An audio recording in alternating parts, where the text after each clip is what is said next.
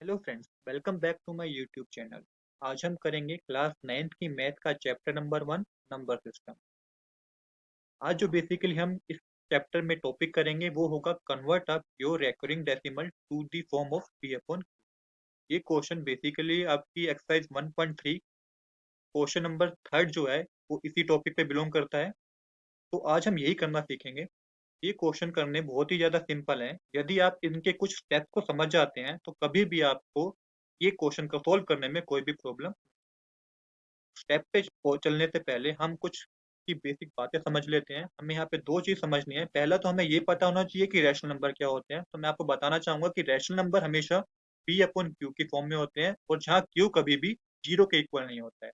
तो आप एग्जाम्पल से समझिए। तो एग्जाम्पल आप मान लीजिए, अगर 7/9, 2/7, ये सब क्या है, ये रैशनल नंबर है। 0/2, 0/7 ये भी रैशनल नंबर कंसीडर हो सकता है।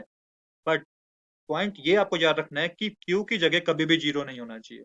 मतलब ऐसा ना हो कि 7/0 तो ये रैशनल नंबर नहीं होगा, 8/0 ये रैशनल नंबर नहीं होगा। ऐसे नंबर कभी भी रैशनल नंबर नहीं माने जाएंगे। इस बात को आप याद रखिएगा।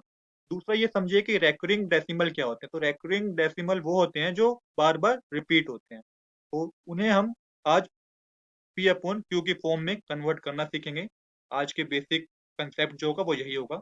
आइए चलते हैं अपने स्टेप नंबर 1 पर। तो पहला स्टेप कह रहा है हमारा, वो कह रहा है obtain the repeating decimal and put it equal to x. सबसे पहले हमें क्या करना है, जो भी हमें क्वेश्चन में गिवन है, जो भी हमें क्वेश्चन गिवन है, उसको हमें क्या करना है, एक्स के इज इक्वल टू में रखना है। यहाँ पे जैसे मैंने एक एग्जांपल ले रखा है, एक्स इज इक्वल टू 0.8 और 8 के ऊपर बार लगा हुआ है। तो पहले आपको सबसे पहले ये स्टेप फॉलो करना है। सेकंड स्टेप में आपको क्या करना है, अब आपको करना है, now remove the bar from the top of the repeating digit and listing repeating digit at least twice. अब क्या करना है अगले स्टेप में आपको, कि ये बार जो लगा हुआ है एट पे, इसको आपको हटा देना है, और कम से कम उस एट को टू टाइम्स आपको और लिखना है। याद रखिए कि एटलीस्ट टू टाइम्स तो वो लिखा ही होना चाहिए। जब आप ये स्टेप फॉलो कर लेंगे तो डिनोट कीजिए इस इक्वेशन को as a first equation. First equation मानिएगा, क्योंकि आगे हमें इसका इस्तेमाल यूज करना है। जब आप सेकंड स्टेप को फॉलो कर लेंगे तो थर्ड स्टेप कह रहा है determine the number of digit having bar on their head. अब ये डिटरमाइन कीजिए कि जो आपको क्वेश्चन गिवन है उस पे कितने डिजिट पर बार लगा हुआ है। जब आप ये भी डिटरमाइन कर लेंगे कि कितने डिजिट पे बार लगा हुआ है, अब यहाँ पे स्टेप 4 बहुत समझने वाला है। स्टेप 4 कह रहा है, अगर बार एक डिजिट पे लगा हुआ है तो आपको 10 से मल्टीप्लाई करना है। बार अगर टू डिजिट पे लगा हुआ है तो आपको 100 से मल्टीप्लाई करना है। एंड बार अगर थ्री डिजिट पे लगा है तो आपको 1000 से मल्टीप्लाई करना है। एंड ऐसी ऐसी आपको कंटिन्यू करना होगा। तो ये स्टेप 4 में ये कह रहा है। और जब आप स्टेप 4 को कर लेंगे तो स्टेप 4 को हमें क्या करना होता है, डिनोट करना होता है एज अ सेकंड इक्वेशन। जब हम स्टेप 4 पे पहुंच जाते हैं तो उसे क्या करना होता है, सेकंड इक्वेशन से डिनोट करना होता है। जब हमारे पास दोनों इक्वेशन आ जाती है, स्टेप 4 करने पे हमारे पास दोनों इक्वेशन बन जाएगी। अब हमें क्या करना है, हमें फर्स्ट इक्वेशन को सेकंड इक्वेशन में से माइनस करना है, सब्ट्रैक्ट करना है। जब हम सब्ट्रैक्ट कर लेंगे उसके बाद डिवाइड करके हमें एक एक्स की वैल्यू पता चल जाएगी, जिसे हम रैशनल नंबर में सिंपलेस्ट फॉर्म में दिखा सकते हैं। तो यहाँ पे स्टेप 6 कह रहा है कि जब हम उसे सब्ट्रैक्ट कर लेंगे तो उसके बाद हमें इक्वेशन पता चल जाएगी डिवाइड करके एक्स की क्या वैल्यू आई है, और उस एक्स की वैल्यू को ही हम सिंपलेस्ट फॉर्म में दिखा सकते हैं स्टेप 7 में। ये 7 स्टेप आपको समझने हैं। इसके बाद हमारे को कभी भी क्वेश्चन करने में कोई भी प्रॉब्लम नहीं होगी।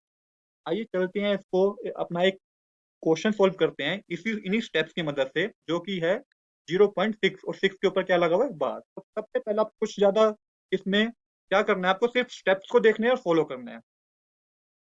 तो सबसे पहले पहला स्टेप यही कह रहा है कि जो भी हमें दे रखा है उसको क्या करना है, एक्स इज इक्वल टू में रखना है। तो आप इसको एक्स इज इक्वल टू 0.6 मान लीजिए और ऊपर बार लगा दीजिए, क्योंकि ऐसा ही हमें क्वेश्चन में करने को, पहले स्टेप में करने को बोला गया है। तो यहाँ पे बार लगा दी। ये हमारा पहला स्टेप हो गया। अब क्या करना है, सेकंड स्टेप में क्या कह रहा था कि हमें क्या करना है कि ये बार हटाना है, और कम से कम जिस पे बार लगा हुआ है उसको कितने टाइम लिखना है, उस चीज को हमें कम से कम टू टाइम्स लिखना है। तो x is equal to zero, 0. तो मैं यहाँ पे सिक्स तो एक बार लिखा ही हुआ है, तो मैं दो टाइम और सिक्स लिख दूंगा, तो 0.666 हो जाएगा। इस चीज को हम इक्वेशन क्या मानेंगे, इक्वेशन 1 मानेंगे। तो यहाँ पे आप इसको फर्स्ट इक्वेशन मान लीजिए।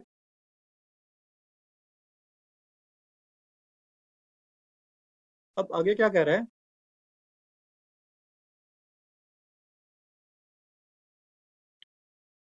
आगे हमारा थर्ड स्टेप कह रहा है कि डिटरमाइन करना है हमें कि कितनी डिजिट पे बार लगे हैं। तो यहाँ पे तो एक डिजिट पे बार लगा हुआ है, तो मतलब कि हमें स्टेप 4 में बता रखा है कि जब हमने ये डिटरमाइन कर लिया है कि कितने डिजिट पे बार लगे हैं, तो उस फर्स्ट डिजिट को हमें किससे मल्टीप्लाई करना है, हमें क्या करना है, उसे 10 से मल्टीप्लाई करना है। मतलब इन दोनों साइड को हमें किससे मल्टीप्लाई करना है, 10 से मल्टीप्लाई करना है। तो यहाँ पे आप लिख लीजिए मल्टीप्लाई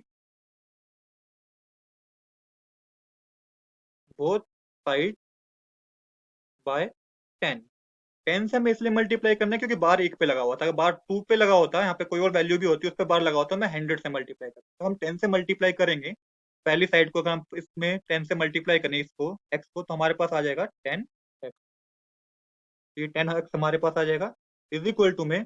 और जब हम 0.66 इसको 10 से मल्टीप्लाई करेंगे, तो देखिए क्या आएगा। यहाँ पे ये बात बहुत समझने की है, क्योंकि मैंने अक्सर देखा है कि स्टूडेंट इसमें मिस्टेक कर देते हैं।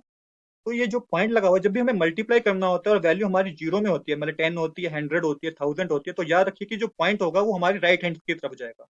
और जब हमें डिवाइड करना होता है, तो ये पॉइंट जो होता है ये लेफ्ट हैंड की तरफ जाता है। तो इस कंडीशन में हमें क्या करना है, हमें मल्टीप्लाई करना है और 10 से मल्टीप्लाई करना है। तो क्या करना है, एक जीरो थी, 10 में एक जीरो होती है, तो एक पॉइंट उठ के एक आगे आ जाएगा बस। तो ये हो जाएगा 6.66, इतना बन जाएगा।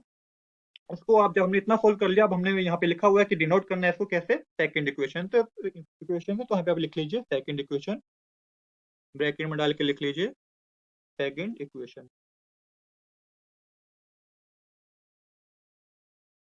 अब क्या कह रहा है, स्टेप 5 कह रहा है कि हमें फर्स्ट इक्वेशन को सेकंड इक्वेशन में से क्या करना है, सब्ट्रैक्ट करना है। तो यहाँ पे आप लिख लीजिए सब्ट्रैक्ट फर्स्ट इक्वेशन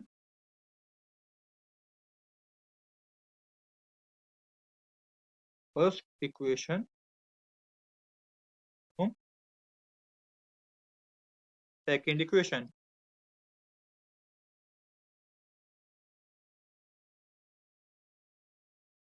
तो यहाँ पे आप ऐसे लिख लीजिए subtract first equation from second equation.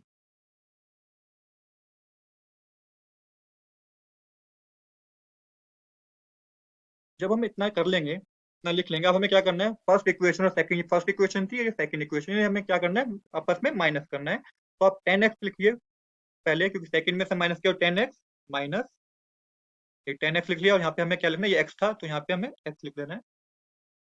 इसके बाद इक्वल डालिए।